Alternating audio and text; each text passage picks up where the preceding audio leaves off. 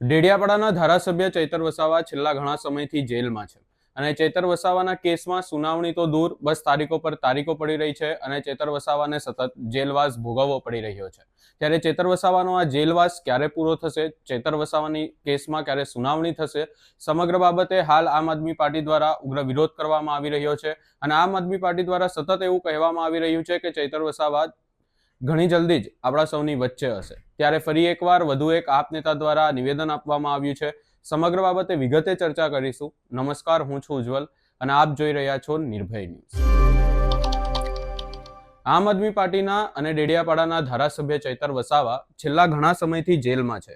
ત્યારે હવે ચૈતર વસાવાના જેલવાસને લઈ અને આમ આદમી પાર્ટીના જ રાધિકા રાઠવા સામે આવ્યા છે અને રાધિકા રાઠવાએ આપે તમામ જિલ્લાઓમાં ધારાસભ્ય ચૈતર વસાવાના સમર્થનમાં અવાજ ઉઠાવ્યો છે અને ચૈતર વસાવાને ખોટી રીતે જેલમાં રાખવામાં આવી રહ્યા છે અને આ એક મોટું ષડયંત્ર હોય એવું ગણાવ્યું છે. આદિવાસી સમાજ અને આદિવાસી વિસ્તાર માટે અવાજ ઉઠાવનાર આદિવાસી સમાજના લોકપ્રિય નેતા ચૈતર વસાવાનો અવાજ દબાવવાનો પ્રયાસ થઈ રહ્યો છે અને ભાજપના ભ્રષ્ટાચારને ઉગાડા પાડવા માટે ચૈતર વસાવાને જેલમાં રાખવામાં આવી રહ્યા છે અને આ કામ એમને જ્યારે ચૈતર વસાવાએ ભાજપનો ભ્રષ્ટાચાર બહાર પાડ્યો છે એને લઈ અને ભાજપ કરી રહ્યું છે એવું કહ્યું છે. ધારાસભ્ય ચૈતર વસાવાને જલ્દીથી જલ્દી જેલમાંથી બહાર લાવવા માટે તમામ પ્રકારના કોશિશો કરવામાં આવી રહી છે એવું રાધિકા રાઠવાએ કહ્યું છે અને વધુમાં શું કહ્યું તેમણે તેના પર નજર કરીએ.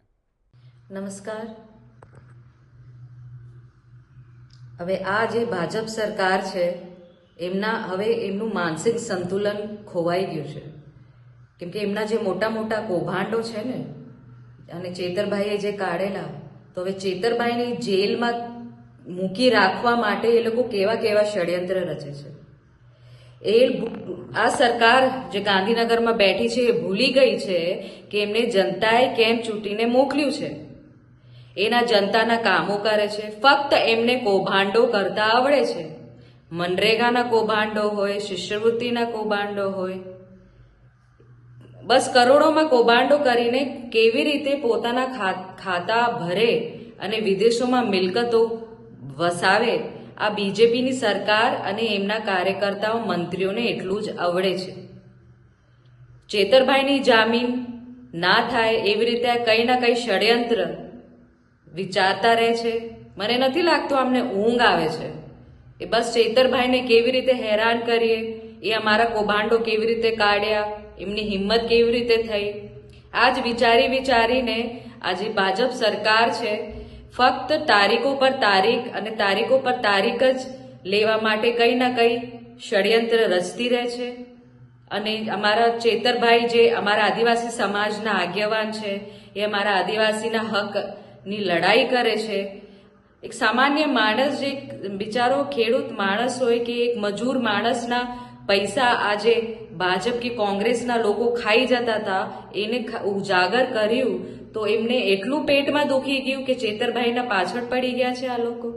એમને તો શરમ આવી જોઈએ કે આજને તો કાલે એમનો પણ ભાંડો ફૂટશે અને એ લોકો પણ જેલમાં જશે, ત્યારે એમને કોણ બચાવવામાં આવશે?